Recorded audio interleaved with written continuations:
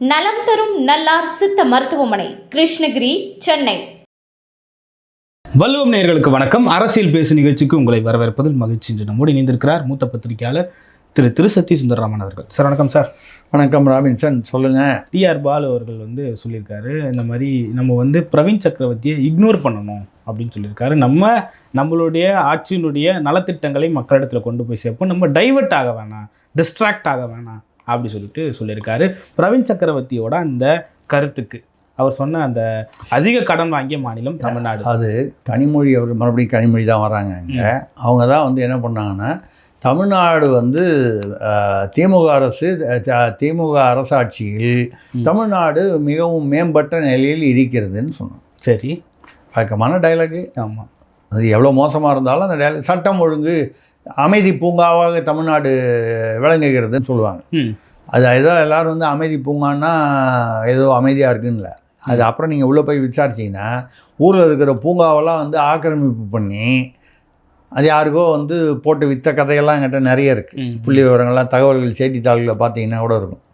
So அவங்க பூங்கான்னு சொல்லும்போது நமக்கு பக்குந்து அமைதி பூங்கான்றாங்களே, எந்த பூங்காவுக்கு ஆபத்து வருமோ, எந்த பூங்காவில் எதை கொண்டு போய் அது பட்டா போட்டு யாருக்காவது போலியான ஆவணங்களோ இல்லை போலியாகவோ விற்று விடுவார்களோ, இப்படி அது தனி. இப்படி இதெல்லாம் சொல்லும்போது அவங்க நல்லாட்சின்னு அவங்க ஏதோ பேசுகிறதுக்காக பேசிட்டாங்க. அதற்கு பிரவீன் சக்கரவர்த்தியுடைய அந்த பின்னணி என்னன்னு பார்த்தீங்கன்னா, அவர் ராகுல் காந்தியுடைய நட்பு வட்டத்தில் இருக்கக்கூடியவர். அது இல்லாமல் காங்கிரஸில் ஒரு பொறுப்பில் இருக்கார். 2 முறை தவேகா தலைவர் விஜயை சந்தித்திருக்கிறார் என்று செய்திகளில் வந்தார். என்ன பேசியிருக்க போகிறாரு அவர்? என்ன விஜய் அவர் என்ன தமிழ்காரரா, விஜய் பட ரசிகரா, இல்லை ஜனநாயகன் டிக்கெட்டுக்கு ஏதாவது ஃப்ரீ பாஸ் கொடுங்கன்னு கேட்டுருக்க போகிறாரா? அதெல்லாம் இல்லை, அரசியல் தான் பேசியிருக்க போகிறார். என்ன அரசியல்? காங்கிரஸ் இந்த பக்கம் கூட்டணி மாறி போகும். இப்போ திருச்சி வெளிச்சாமி என்ன பேசியிருக்காரு? நான் காங்கிரஸில் யார் என்ன பேசுகிறார்கள் அதை வைத்து சொல்கிறேன். நீங்கள் எங்களுக்கு 50 சீட்டும் உரிய ராஜ்யசபா சீட்டும் அது கொடுக்கல அப்படின்னு சொன்னால், எங்களுக்கு வேண்டிய தொகுதியிலும் கொடுக்கலன்னா நாங்களே திமுக ஆட்சியை கவிழ்த்து விடுவோம் என்று திருச்சி வேலுசாமி பேசியிருக்கேன். திருச்சி வேலுசாமி யார்? அவர் என்ன பெரிய காங்கிரஸில் நம்ம அப்படிலாம் பார்க்கக்கூடாது. நீங்கள் திருச்சி வேலுசாமி என்னை பொறுத்தவரை ஒரு ஒரிஜினல் காங்கிரஸ்காரர். சரி, ரொம்ப வருடமாக இருக்கிறார். சரி, ஆக பிரவீன் சக்கரவர்த்தியும் பேசுகிறார். தமிழ்நாட்டிலும் இப்படி ஒரு தரப்பு காங்கிரசினர் அந்த தவேகா கூட்டணியை விரும்பி செல்கிறார்கள் என்பது தெரிகிறது. ஓகே சார், ஆனால் அப்படி போகிறவங்க எல்லாருமே பிஜேபி RSS இயக்குவதாக செல்வ பெருந்தகை குற்றம் சாட்டுறாரு. பிரவீன் சக்கரவர்த்திக்கே இந்த நிலைமை. செல்வ பெருந்தகையை திமுக இயக்குவதாக சொல்வதும், அவர் ஏதோ யாரோ ஒரு தோல் வலிமை உடைய ஒருவர், அதை இங்கிலீஷில் சொன்னால் என்னவோ, அவருடைய அந்த ஒரு கொலையில் அந்த விஷயத்தில் பயந்து தான் அவர் திமுகவிற்கு அடிபணிந்து போகிறார் என்று அவருடைய உதவியாளர் அஸ்வத்தாமன் என்பவர் தான் கைது செய்யப்பட்டார். இதெல்லாம் வச்சுக்கிட்டு அவர் பயப்படுறாருன்னு சொல்லி மக்கள் பேசிக்கிறாங்க. நான் சொல்ல, எனக்கு தெரியாது. சரிங்களா? அப்படி நீங்கள் செல்வ பெருந்தகை திமுகவுக்கு அடிமையாக இருக்காரு. ஆனால் எனக்கு தெரிஞ்சு காங்கிரஸ் எந்த காலத்திலும் எந்த மாநிலத்திலும் பாஜகவிற்கு அடிமையாக இருப்பதற்கு 1% கூட வாய்ப்பில்லை. அவர்கள் இருவரும் பினராயி விஜயன் நேத்தோ சொல்லியிருக்காரு சார். இல்லைங்க, அவர் பினராயி விஜயனுக்கு அங்கே பிரச்சனை காங்கிரஸும் பிரச்சனை, பாஜகவும் அவருக்கு தலைவலி, முக்கோண சிக்கலங்க. அதனால் இவங்க 2 பேர் இப்போ கூட தான் சீமானும் விஜயும் பாஜகவின் பிள்ளைகள்னு இவங்க சொல்லலையா? சீமானும் விஜயும் பாஜகவின் பிள்ளைகள்னு திருமா சொல்லலையா? சொன்னார். பதிலுக்கு திருமாவை நீங்கள் திமுகவின் பிள்ளையான்னு தமிழிசை கேட்கலையா? அப்புறம் இவங்க யாரை பார்த்தாலும் இவங்களை பிஜேபியின் பி டீம்னுவாங்க, இவங்களை பி டீம்னுவாங்க. இவங்களுக்கு யாரை பிடிக்கலையோ அவங்கள பி டீம்னுவாங்க. இப்போ நான் ஏதாவது திமுகவுக்கு எதிராக பேசுனா என்ன சாங்கின்னுவாங்க, சீமானுக்கு ஆதரவாக பேசுனா சீமானுக்கு சொம்புன்னு சொல்லுவாங்க, எடப்பாடிக்கு ஆதரவாக பேசுனா எடப்பாடி எனக்கு ஏதோ ஏற்பாடு செய்கிறார் மாதம்னு சொல்லிடுவாங்க. அப்படி யாராவது அவர்கிட்ட போய் சொன்னால் கூட பரவாயில்ல. இப்படி நமக்கு எதிராக பேசுபவர்களை அவர்களை அவமானப்படுத்துவது, அவர்களை சிறுமைப்படுத்துவது என்பது அரசியலில் பொதுவாக உள்ளது. இது இவங்க தான் பண்ணாங்க, அவங்க தான் பண்ணல. இதில் ஜோதிமணி அவர்கள் தெளிவான ஸ்டேட்மெண்ட்டே விட்டுருந்தாங்க சார்.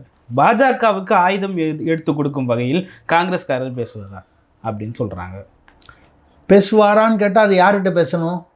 ராகுலுடைய நெருங்கிய நட்பு வட்டாரத்தில் பிரவீன் சக்கரவர்த்தி இருப்பது போலவே ஜோதிமணி அவர்களும் ஒரு காலத்தில் இருந்தார், இப்போ இருக்காரான்னு தெரியல. அந்த அளவுக்கு அதே அந்த நட்பு உறவில் இருக்கிறாரான்னு.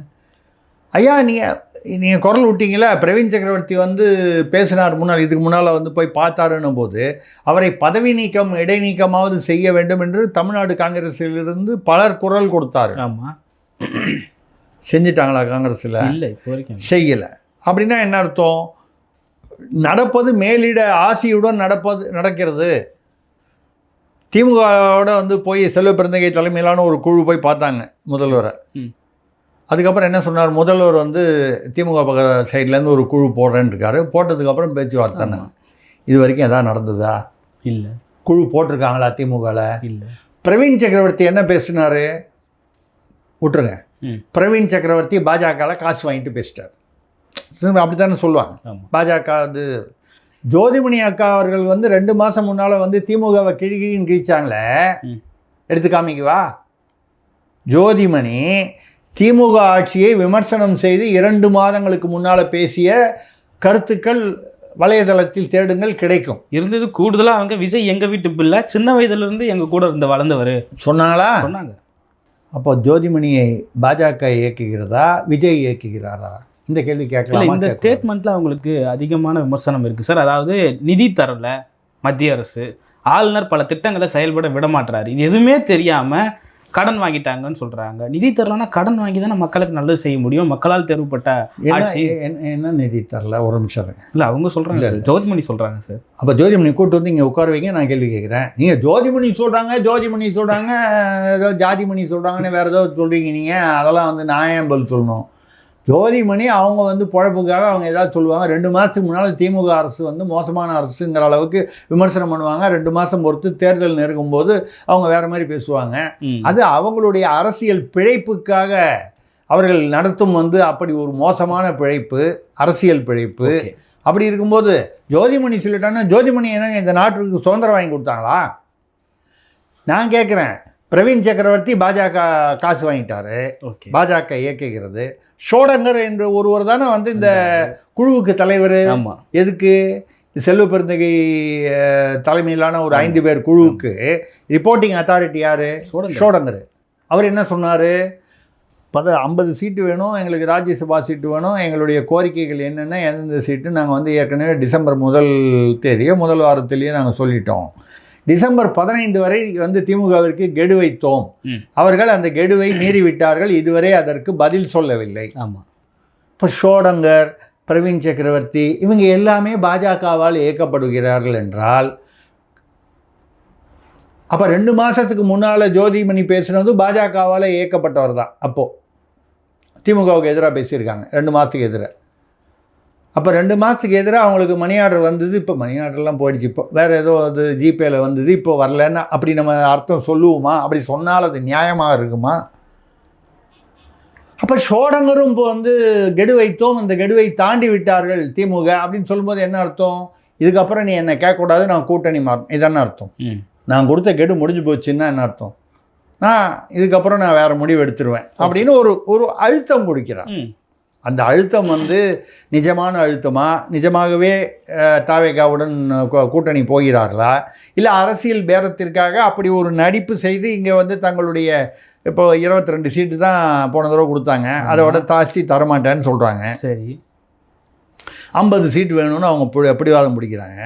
இவங்க திமுக சைட்லேருந்து, திமுக சைடில் நியாயம் இல்லைன்னு நான் அப்படி பேசலை. ஒரு அரசியல் கட்சிக்கும் ஒரு கண்ணோட்டம் இருக்குது.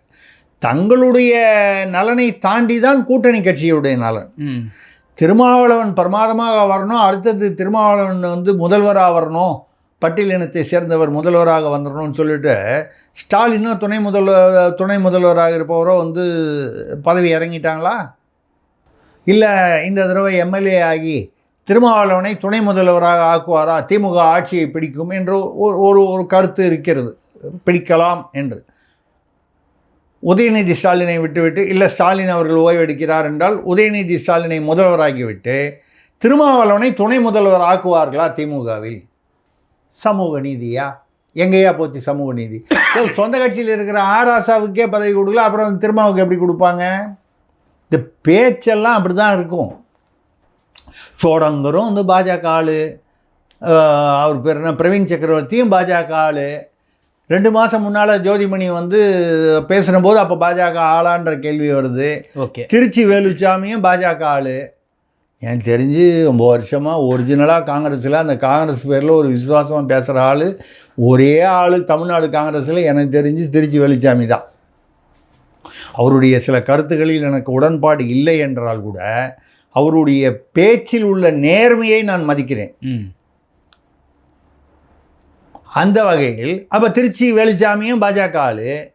அப்போ என்ன, காங்கிரஸை கொண்டு போய் பாஜகவிடம் அடகு வைத்து விட்டாரா ராகுல் காந்தி, சோனியா காந்தி குடும்பத்தினர்? ஒத்துக்குங்க, ஆமான்னு சொல்லுங்கள். நேஷ்னல் ஹெரால்டுக்கு பயந்து நாங்கள் வந்து மோடி காலில் அமித்ஷா காலில் போய் விழுந்துட்டோம், அதனால் நாங்கள் வந்து கட்சியை அடகு வச்சுட்டோம். அப்போ அடகு வச்சுட்டிங்கன்னா அப்போ நீங்கள் அப்புறம் என்ன வேணால் பண்ணுங்கள். அப்புறம் ஏன் போய் விஜயோட பேசுகிறீங்க? விஜயோட பேசும்போதும் ஒரு பக்கம் திமுகவை எதிர்க்கிற மாதிரி இன்னொரு பக்கம் அதிமுக பாஜக கூட்டணி தானே அவர்கள் எதிர்க்க வேண்டிய வரும். விஜயோடு கூட்டணி சேருவதாக இருந்தால், அப்படி சேருவது நிச்சயமானால் யாரை எதிர்ப்பார்கள்? ஒரு புறம் திமுக கூட்டணி, இன்னொரு புறம் அதிமுக கூட்டணி, அதாவது பாஜக இணைந்த கூட்டணி, என்டிஏ. அப்போ பாஜக வந்து அதை இயக்குகிறார்கள்னா பாஜக என்ன அவ்வளோ கேனையா? தனக்குத்தானே வந்து ஆப்பு வைத்துக் கொள்வதற்கு வந்து பாஜக மோடி அமித்ஷா அவ்வளவு கேனையர்களாக இருந்தால் வந்து 19-20 மாநிலத்தில் வந்து ஆட்சி புரிவார்கள். அவர்கள் ஆட்சியை பிடிக்க முடியுமா? பாஜக ஆட்சியை பிடித்த விதம் எல்லாமே சரி, முறையானது, அப்படிலாம் நான் வந்து அந்த அந்த அந்த சர்ச்சைக்குள்ளே போல. எனக்கும் அதில் சில விமர்சனங்கள் உண்டு. இதே வள்ளுவத்திலும் சரி வேறு நிகழ்வுகளிலும் அந்த விமர்சனங்களை வைத்திருக்கிறோம். இந்த மேட்டரில் அப்போது வந்து பிரவீன் சக்கரவர்த்தியை வந்து கட்சியை விட்டு அவரை என்ன இக்னோர்? டிஆர் பாலு அவர்களே, உங்களுடைய கட்சியிலேயே உங்கள் கட்சி தலைமை அந்த குடும்பம் உங்களை இக்னோர் செய்திருக்கிறது. அப்படி நினைவுபடுத்துகிறோம். அப்படி இக்னோர் பண்ணதுனால என்ன வந்தது? நீங்கள் வந்து கொண்டு போய் நிறைய தகவல்களை மத்திய அரசுக்கு அண்ணன் 10 ரூபாய் பாலாஜி அவர்களை வந்து நீங்கள் வந்து அவருடைய தகவல்களை நீங்கள் தான் கொடுத்தீர்கள். நான் சொல்லலையா? மக்களிடையேவும் வலைதளங்களிலும் அந்த செய்திகள். அதுக்கப்புறம் மீதி தகவல்களையும் கொடுத்து விடுவேன் என்று சொல்லி மிரட்டி தான் பையனுக்கு வந்து தொழில் அமைச்சர் பதவி வாங்கினார் அப்படின்னு வெளியில் வந்த செய்தி. அண்ணாமலை வழக்கு போட்ட மாதிரி வந்து டிஆர் பாலு வந்து வழக்கு போட்டு அண்ணாமலை மீது வழக்கு போட்ட மாதிரி என் மேலே போடுதாந்தா, சபரீசன் வந்து ஸ்டீல் ஃபேக்ட்ரி வச்சுருக்காரு யூரோப்பில். சபரீசன் வந்து பியர் ஃபேக்ட்ரி, குடிக்கிற மதுபான பியர் ஃபேக்ட்ரி வச்சுருக்காரு. இதை பற்றி திருசக்தியாரிடம் வந்து ஏன் அவர் பேசவில்லை? அவரை பேச சொல்லுங்கள் என்று டிஆர் பாலு தரப்பிலிருந்து எனக்கு ஒருவர் வந்து பேசினாரே, அந்த பேசிய ஆடியோலாம் நான் வச்சுருக்கேன். அண்ணா டிஆர் பாலு வீட்டுக்கு போயிருந்தேங்க. சரி. அவர் பையனையும் பார்த்தேன். அவங்களுக்கு வந்து பதிவுத்துறையில் சில டாக்குமெண்ட் எல்லாம் போட்டு செஞ்சு கொடுக்கணும், என்ன தான் பயன்படுத்துவாங்க, அதுக்கு நான் தான் ஒருங்கிணைப்பாக இருப்பேன், நான் தான் நிறையா செஞ்சு கொடுத்துருக்கேன் அவங்களுக்கு. நான் போய் இதை பற்றி பேசும்போது, இந்த அரசியல் நிகழ்வுகளை பற்றி பேசும்போது, அப்போது டிஆர்பி ராஜா வந்து இதாகிறதுக்கு முன்னால் அப்போ கேட்டாங்க, இப்போ திருசக்தி என்னுடைய நண்பர் தான், இவர் ஏதோ ஒரு ஆர்வத்திலோ ஆர்வ கோளாறிலோ சொல்லியிருப்பாருன்னு நினைக்கிறேன். சொல்லும்போது அவர்கிட்ட கேளுங்க, சபரீசன் பீர் ஃபேக்ட்ரி வச்சுருக்காரு, ஸ்டீல் ஃபேக்ட்ரி வச்சுருக்காரு, அதெல்லாம் பற்றி அவர் ஏன் பேசலை? அவர் பேசுகிறாருன்னா சொல்லுங்கள், நாங்கள் தகவல்கள்லாம் அதுக்கான ஆதாரங்களை தரோம். நான் சபரீசன் வந்து அவருடைய வகைரா வந்து தேனி அந்த பகுதியில் வந்து உசிலம்பட்டி பகுதியில் வந்து 1500 ஏக்கர் வந்து ஏலக்காய் எஸ்டேட்டு வாங்கினதை பற்றிலாம் பல நிகழ்வுகளில் பேசியிருக்கேன். இன்றைக்கி நான் பேசி 2 மாதம் ஆகுது, 2 மாதத்துக்கு மேலே ஆகுது. இப்போ தான் வந்து அங்கே ரெய்டெல்லாம் பண்ணி அது சம்மந்தப்பட்டவர்களை ஈடி பிடித்திருக்கிறது. உண்மையை சொல்லப்போனால் ஈடிக்கு முன்னால் வந்து செய்திகளை முந்தி தருவது திருசக்தியார்னு சொல்லலாம். ஈடி அங்கே போகிறதுக்கு 2 மாதம் முன்னாலேயே அங்கே இந்த தப்பு நடக்குதுன்னு எனக்கு செய்திகள் வந்திருக்கு.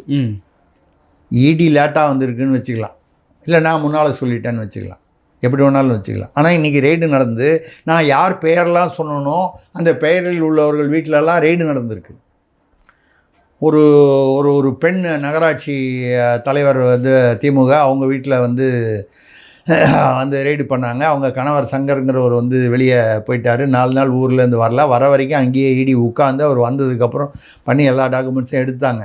அந்த சங்கருடைய அண்ணன் தான் வந்து பினாமியாக இருந்து மாப்பிள்ளைக்கோ இல்லை குடும்பத்திற்கோ வந்து இந்த இதெல்லாம் வாங்கி கொடுத்தாருங்கிறத 2 மாதம் 2.5 மாதம் முன்னாலேயே நான் பல சேனல்களில் தெரிவித்திருக்கிறேன்.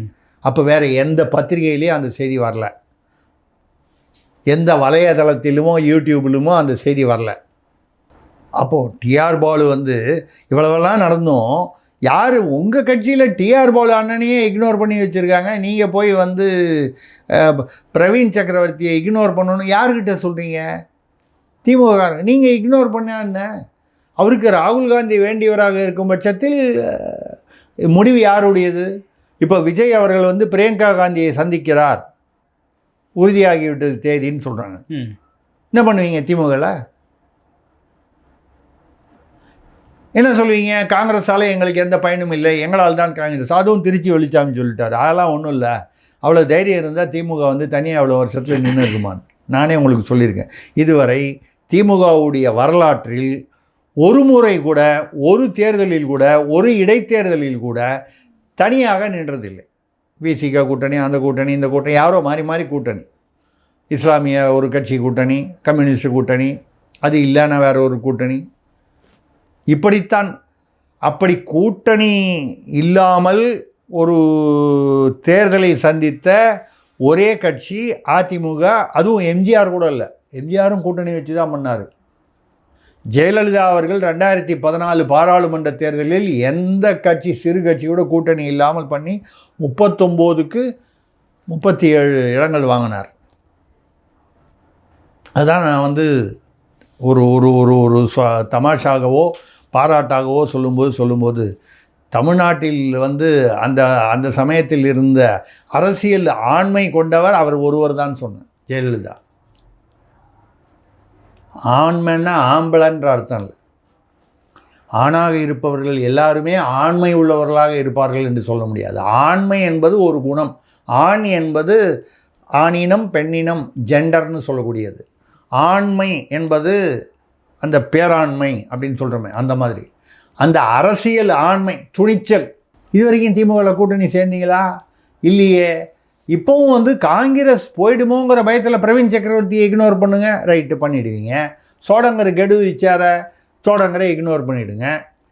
சப்போஸ் நாளைக்கு பிரியங்கா காந்தி விஜயை பார்த்துட்டாங்கன்னா நீங்கள் பிரியங்கா காந்தியை இக்னோர் பண்ணிவிடுங்க. அப்புறம் இவனெல்லாம் இக்னோர் பண்ணிவிட்டு அவங்க அந்த பக்கம் போயிட்டாங்கன்னா என்ன வரும்? ஏன் உங்களுக்கு பயம்? அப்படி போனால் தமிழ்நாட்டில் திமுக கூட்டணி அல்லது திமுக பெரும்பான்மை பெறாது. இப்போ உள்ள சில சர்வேக்களை பார்க்கும்போது அது மாதிரி ஒரு சூழ்நிலை வந்தால் தமிழ்நாட்டில் தனிப்பெரும் கட்சியாக, பெரும் கட்சியாக திமுக வருவதற்கு வாய்ப்பு. அப்படி தான் சொல்கிறாங்க. நம்ம உள்ளதை உள்ளபடி சொல்லுவோம். 90 இடம் வாங்க, 118 வேணுமே. அப்போ ஒரு இருக்கக்கூடிய நிலை பாருங்கள். அதிமுகலேருந்து யாராவது வருவாங்களா? உங்களுக்கு சப்போர்ட் பண்ணுவாங்களா? பண்ண மாட்டாங்க. பாஜகலேருந்து சப்போர்ட் பண்ண மாட்டாங்க. விஜய் கட்சி எதிரி கட்சி ஆயிடுச்சு. தாவேகாலேருந்து பண்ண மாட்டாங்க. காங்கிரஸ் அங்கே போய் கூட்டணி சேர்ந்தால், சேருமா இல்லையா நம்ம இன்னும் முடிவு பண்ணல, தெரியல. சேர்ற மாதிரி தெரியுது. அதாவது போகிற போக்க பார்த்தா சேராமலும் இருக்கலாம். சேர்ந்தார்கள் என்று அப்படி வந்தால், இது சேராமல் இருந்தாலே, அதாவது காங்கிரஸ் இங்கே இருந்தாலே, இப்பொழுது எடுக்கப்பட்ட சில சர்வேக்கள் மூலமாக பார்க்கும்பொழுது திமுகவுக்கு 90 இடம், அதிமுக வகைராவுக்கு 37-38 இடங்கள், விஜய்க்கு வந்து 70 இடங்கள்னு சொல்கிறாங்க. இது சர்வே எதுவுமே வந்து 100% அக்யூரேட்டாக இருக்கணும்னு எதிர்பார்க்க முடியாது. இந்த எக்ஸிட் போலில் இன்றைக்கி சொல்லுவான், மறுநாளைக்கு 2 நாள் பொறுத்து ரிசல்ட் வரும், கம்ப்ளீட்டாக வேறு மாதிரி வரும். ஸோ அதனால் எந்த சர்வேயுமே 100% நம்பிக்கை. ஏன்னா வந்து அவங்க எடுக்கும்போது சில சூழ்நிலைகள் இருக்கும், மறுநாளே சூழ்நிலை மாறிடும்.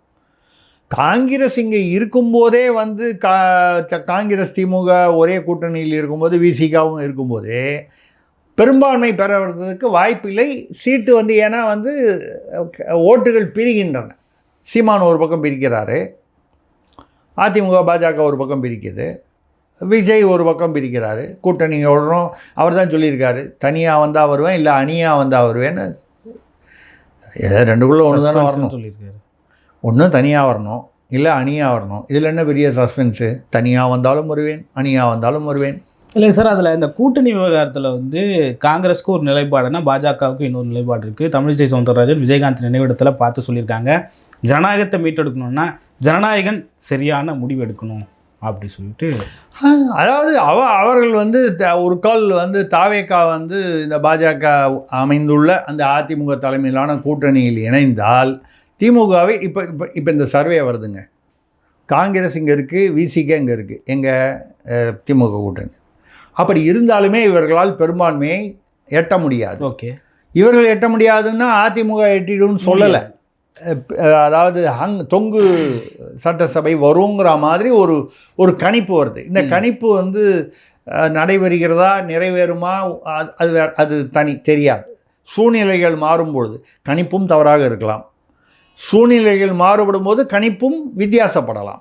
அப்படி இருக்கும்பொழுது இப்போ இவங்க வந்து தாவேகா ஒரு கால் பாஜக அமைந்துள்ள அந்த கூட்டணியில் வந்து இணைந்தால் அப்பொழுது திமுகவை இப்போ 90 வாங்கிறது இன்னும் கம்மியாக வாங்க வைக்க முடியும். ஓகே, அதிமுக தலைமையிலான ஆட்சியை பிடிக்க முடியும். ஓகே, அப்படி வரும்போது விஜயை வந்து துணை முதல்வராக, விஜய்னா விஜய் அல்லது விஜயுடைய பிரதிநிதி, விஜய் நான் வரல துணை முதல்வரா, புஷி ஆனந்தை வச்சுங்க, ஆதவ அர்ஜுனா வச்சு, அது அவருடைய உள்கட்சி விஷயம்.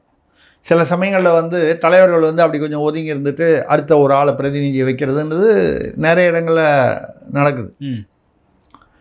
இப்போது பீகாரில் பார்த்தீங்கன்னா நிதிஷ்குமாரை வந்து பாஜக வந்து நிதிஷ்குமார் கட்சியை விட அதிகமான இடங்கள் பெற்றன.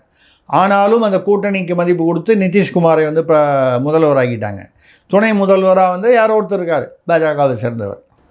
இந்த கணக்குகள்லாம் வந்து அவங்க என்ன கணக்கு பண்ணுவாங்க, அந்த சீட்டு கணக்கு மட்டும் பார்க்காமல் எதிர்காலத்தில் எப்படி அரசியல் போகும் அப்படி அது இந்த மாதிரி.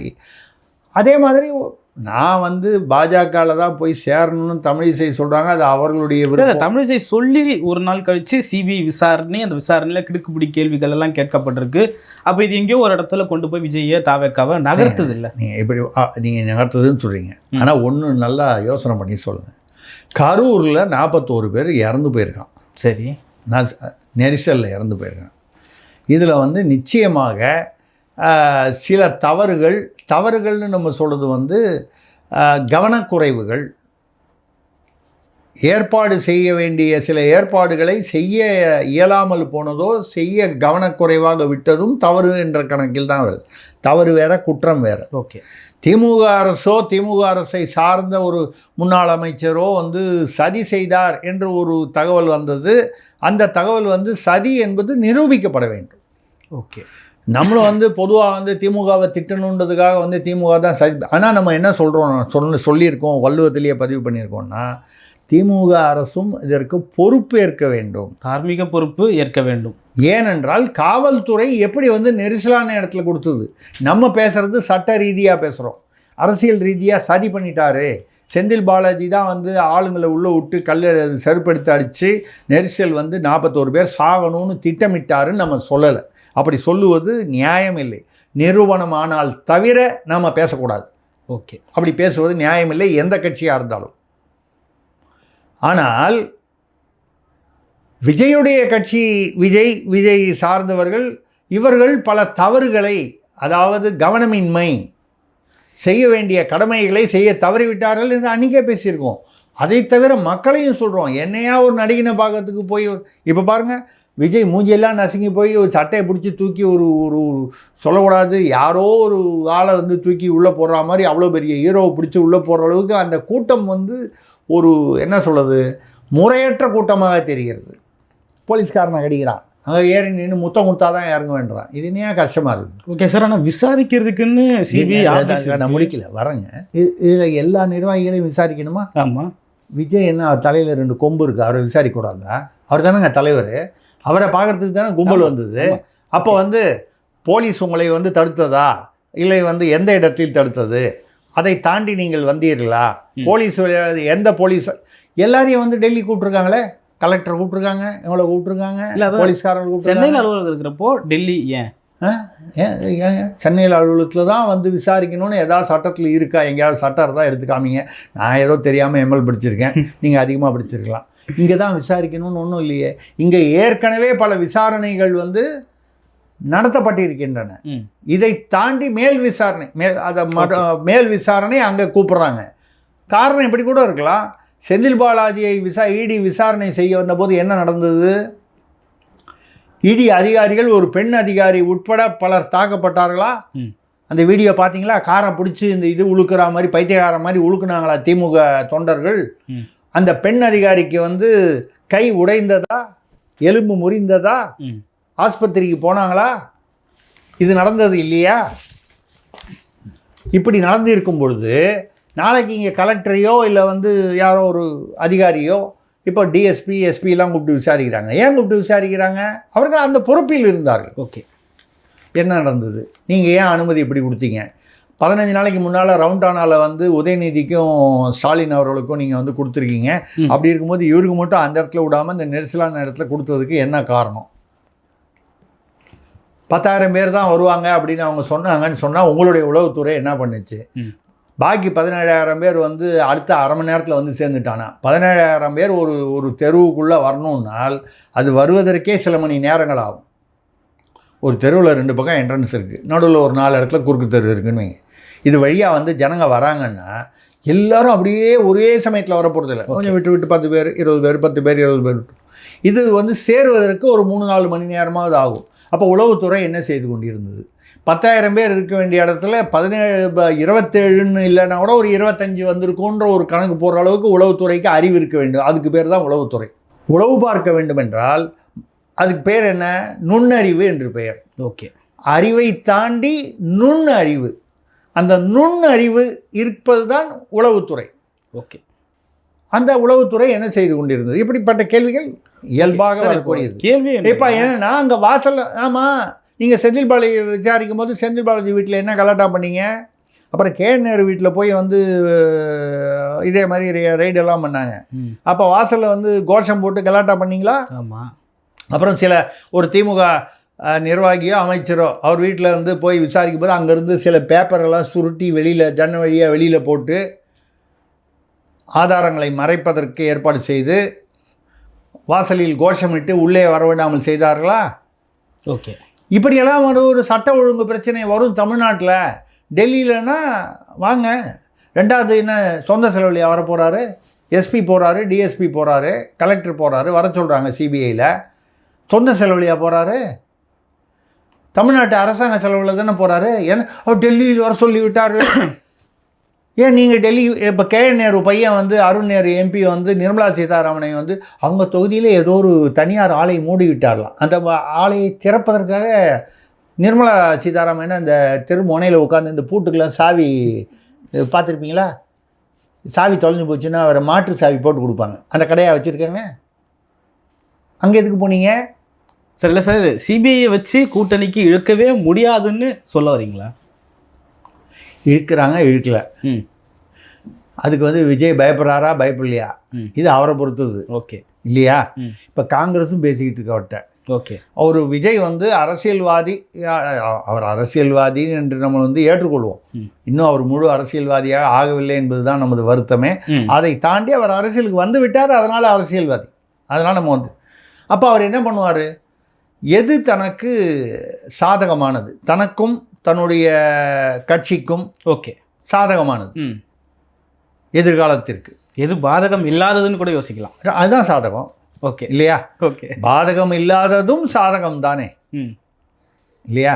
எப்படி செயல்பட, அதாவது திருவள்ளுவர் என்ன சொல்லுது, செய்ய வேண்டியதை நீ செய்யாமல் இருப்பதும் வந்து அது வந்து தவறுன்னு தான் சொல்கிறாரு.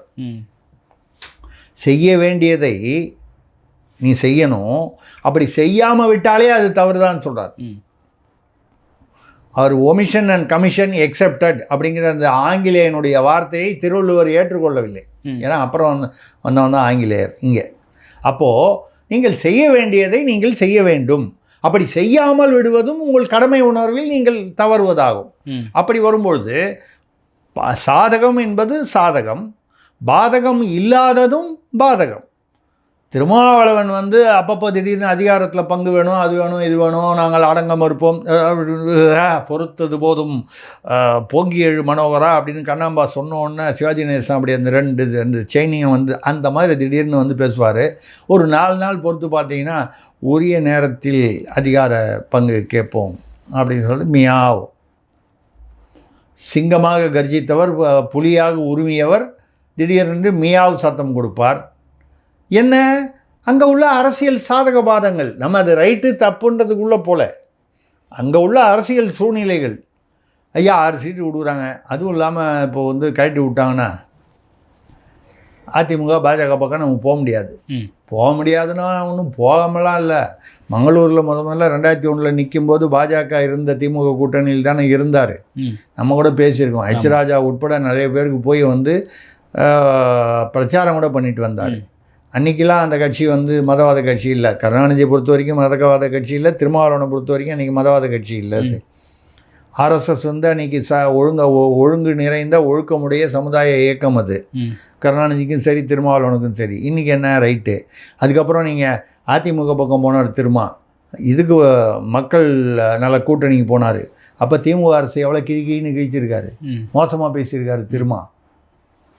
இப்போ கூட சீமான் வந்து நேற்று கூட பேசியிருக்காரு, அண்ணன் திருமா வந்து பெரியாரை என்னவெல்லாம் பேசியிருக்கிறார் என்று என்னிடம் ஆதாரங்கள் இருக்கிறது, ஆனால் எனக்கும் அவருக்கும் பிரச்சனை இல்லை, எனக்கும் திமுகவுக்கும் தான் பிரச்சனை, அதனால் அனாவசியமாக அவரை நான் வந்து சேதப்படுத்த விரும்பவில்லைன்னு. இவங்களாம் என்ன பெரியாரை வந்து அண்ணாதுரையும் கருணாநிதியும் பேசியதை போல வேற எவருமே கொச்சைப்படுத்தி இருக்க முடியாது. இன்றைக்கி தலையில் வந்து நீங்கள் வந்து தமிழ் பெரியார்னு தூக்கிட்டு ஆடுறீங்களே, நான் சொல்கிறது வந்து வாயில் பேசுனது இல்லை, முரசொலியில் பதிவு செய்தது. எவ்வளவெல்லாம் கொச்சையாக இருக்குன்னு மொத்தமாக நான் பைண்ட் பண்ணி வச்சுருக்கேன். அந்த கார்ட்டூன் இதெல்லாம் கார்கோடனில் எழுதும்போதே நம்ம வழக்கமாக என்ன பண்ணுவோம், வழக்கு வந்தால் என்ன செய்யணுன்றதுக்கு தயார் பண்ணிட்டு தான் எழுதுவோம். அதுதான் அரசியல் பத்திரிகை நடத்துவதில் உள்ள சாதுரியம். அதுதான் முதல்ல ஆதாரங்களை திரட்டி கொண்டு நாளை நம் மீது ஒரு வழக்கு பாய்ந்தால் அதற்கு நமக்கு என்னெல்லாம் டிஃபென்ஸ் இருக்குன்னு முதல்ல எடுத்து வச்சுட்டு தான் அதை எழுதவே செய்வோம். ஓகே. அந்த வகையில் இவங்க எதனா காட்டணும். இப்போ என்னையே வந்து பெரியாரை நீங்கள் இழிவுபடுத்தி பேசுங்க. ஐயா நான் பெரியாரை எனக்கு பெரியாரை பற்றி எனக்கு எதுவும் தெரியாது, நான் அவரை பார்த்ததில்லை. ஆனால் நான் முரசொலி படிக்கும் முரட்டு பக்தன். முரசொலியில் இப்படிலாம் கார்ட்டூன் போட்டிருக்காங்க, முரசொலியில் இப்படிலாம் அவரை பற்றி கண்ணாமனான்னு திட்டியிருக்காங்க. நான் முரசொலியை நம்பினேன். முரசொலி பத்திரிகை மோசமான பத்திரிகை, அந்த பத்திரிகை சொல்வது உண்மையில்லை என்றால் முரசொலி மீது இதுவரை என்ன நடவடிக்கை எடுக்கப்பட்டிருக்கிறது? அதை தடை செய்திருக்கிறீர்களா? இல்லை இல்லையா? அப்போ முரசொலி சொல்வதை நான் உண்மை என்று நம்பினேன். நான் எப்படி குற்றவாளியாக முடியும்? அவ்வளோதான் மேட்ரு. ஓகே. அந்த வகையில் நீங்கள் வந்து இவங்க வந்து இப்போ விஜய் வந்து தெரியல, அவருக்கு வந்து 2 பக்கமும் ஆஃபர் இருக்குது அப்படின்னு வச்சுப்போம். ஒரு பக்கம் பிரியங்கா கூப்பிட்றாங்க, பிரியங்கானா அதாவது காங்கிரஸ் தலைமை கூப்பிடுது, திமுகலேருந்து வெளியே வாங்க, அதாவது வெளியில் வந்துடுறோம், நீங்கள் எவ்வளோ சீட்டு கொடுப்பீங்க, 50 சீட்டு கொடுப்பீங்களான்னு 50 சீட்டு கொடுத்தா அவங்க ஜெயிக்கிறதுக்கு நிறுத்துறதுக்கு ஆள் இருக்கா, ஜெயிக்கிறதுக்கு ஆள் இருக்கா, இதெல்லாம் தெரியாது. ஏனென்றால் எப்படி வந்து விஜய்க்கு வந்து ஒரு பெரிய கட்டமைப்பு இல்லை. பூத் கமிட்டிலலாம் பார்த்தீங்கன்னா இன்றைக்கி வந்து திமுக அதிமுக அடுத்தது பாஜக தான் இருக்குது. 75,000 சொச்சம் பூத்துகளில் 68,000 69,000 பூத் கமிட்டி வந்து நியமித்தது வந்து திமுக, 67 என்னமோ வந்து 67,000 சொச்சம் அதிமுக, 61,000 சொச்சம் பாஜக. இப்படி சொல்கிறதுனால பூத் கமிட்டியில் ஆள் போட்டதுனால தேர்தலில் ஜெயிச்சிருவாங்கன்னு நான் சொல்லலை. பூத் கமிட்டியில் அட்லீஸ்ட் என்ன நடக்குதுன்னு பார்க்குற அளவுக்கு, ஏன்னா அதெல்லாம் தானே தேர்தலில் முக்கியம், தேர்தல் அரசியல். இன்னும் விஜய் வந்து அந்த அளவுக்கு முன்னேறவில்லை. ஓகே. அந்த கட்டமைப்பை அமைக்கவில்லை. அந்த கட்டமைப்பு அவர் அமைக்கலை. சரி, காங்கிரஸ் எவ்வளவு பூத் கமிட்டி அமைச்சிருக்குன்னு பார்த்தீங்கன்னா இதுக்கு சம்மந்தமே இல்லை. பாஜக 61 இருக்குல்ல, பாஜக எப்போ வந்த கட்சி? 90களில் வந்த கட்சி. நீங்கள் 100 வருஷத்துக்கு மேலே ஆலன் ஆக்டேவியன் ஹியூம் என்ற வெள்ளையன் உருவாக்கிய கட்சி. தெரியுமா உங்களுக்கு அது? ஓகே. காங்கிரஸ் கட்சின்னா இன்னும் நேரு மாமா தான் வந்து திறந்தார், அவர் தான் வந்து கட்சி அமைச்சார் நினச்சிட்டு இருக்கீங்களா? இவ்வளோ நாள் தலைமுறையெல்லாம் போய் படிக்கணும். 1886 ஆலன் ஆக்டேவியன் ஹியூம் என்ற ஒரு ஆங்கிலேயன் வெள்ளைக்காரன், இந்தியாவில் இருந்த ஒரு வெள்ளைக்காரன் தொடங்கிய கட்சி தான் அது. அதில் தான் அன்னி பெசன்ட் அம்மையார்லாம் இருந்தாங்க, வெள்ளைக்காரம்மாலாம். இப்போ புரியுதா? வெள்ளைக்காரனுடைய கொள்கைகள் ஏன் இன்னமும் காங்கிரஸ் கடைப்பிடிக்குது, அதை வச்சுக்கிட்டு திமுக கடைப்பிடிக்குது. சில அந்த வழியாக வந்த மரபு எங்கேருந்து வருதுன்னா, ஏங்க வெள்ளைக்காரன் ஆரம்பித்த கட்சி அவன் எதுக்காக ஆரம்பிச்சிருப்பான்? இந்தியர்களுடைய நன்மைக்காக ஆரம்பிச்சிருப்பான். ஓகே, வெள்ளையர்களுடைய நன்மைக்கு ஒரு கட்சி ஆரம்பிக்கிற மாதிரி ஆரம்பித்தா அது இந்தியர்களுக்காக ஒரு கட்சி அப்படின்னு சொன்னால் நம்ம ஜனங்கள்லாம் இந்தியர்களை பார்த்தா நல்லா பார்த்தாலே தெரியுது, முகத்தில் வழியுது, கண்டிப்பாக ஏமாந்துருவான், நம்மகிட்ட சேருவான். சேர்ந்துட்டாங்க. அப்படி தான் காங்கிரஸ் கட்சி உருவாச்சு. இல்லைன்னா ஆலன் ஆக்டேவியன் ஹியூம் என்ற ஒரு ஆங்கிலேயனுக்கு இந்தியாவுடைய சுதந்திரத்திற்காக ஒரு கட்சி ஆரம்பிக்கணும்னு அவனுக்கு ஏங்க எண்ணம் வரப்போகுது? நம்ம மக்கள் நம்பிட்டாங்க. சரி, அது விடுங்க, அது பழைய கதை. இன்றைக்கி என்ன சொல்கிறேன்னா, இவங்க காங்கிரஸ் போய் பேசுகிறாங்க. ஒரு காலம் அவர்கள் சிபிஐ நோட்டீஸ் கொடுத்ததுனால விஜய் உடனே சிபிஐ கைது பண்ணி ஜெயிலில் அடைச்சிடுவாங்களா? இது நடக்கக்கூடிய விஷயமா? தப்பித்தவறி பாஜக அப்படி செய்யுமானால் அரசியல் ரீதியாக அதை விட ஒரு முட்டாள்தனம் இருக்கவே முடியாது. எனக்கு தெரிந்தவரை அமித்ஷா, மோடி இந்த காம்பினேஷனில் இவர்களுக்கு தெரிந்த அரசியலில் இப்படிப்பட்ட தவறுகளை செய்ய மாட்டார்கள், அரசியல் தவறுகளை. இப்போ சோனியா காந்தியோ ராகுல் காந்தியோ இந்த நேஷனல் ஹெரால்டு இதில் ரொம்ப தெளிவாக இருக்குது. அவர்கள் மீது உள்ள குற்றச்சாட்டு 2000 கோடி சொத்தை 50 லட்ச ரூபா கொடுத்து வாங்கினாங்க. அதையும் தங்களுக்கு வேண்டியவர்களை வைத்துக்கொண்டு அது பர்சனலாக எடுத்துக்கிட்டாங்க. ஒரு ஒரு ஒரு பத்திரிகையுடைய சொத்தை மாற்றி அவர்கள் குடும்பத்திற்கு அது பயன்படும் வரையில் கொண்டு. ஏன்னா அந்த பத்திரிகைக்கு அது ஜவஹர்லால் நேரு இருக்கும்போது நேஷனல் ஹெரால்டு வரும்பொழுது பொதுமக்களிடம் வசூல் செய்து அமைக்கப்பட்ட பத்திரிகை. வாங்கப்பட்ட சொத்துக்கள் எல்லாம் பொதுமக்களின் பணம்.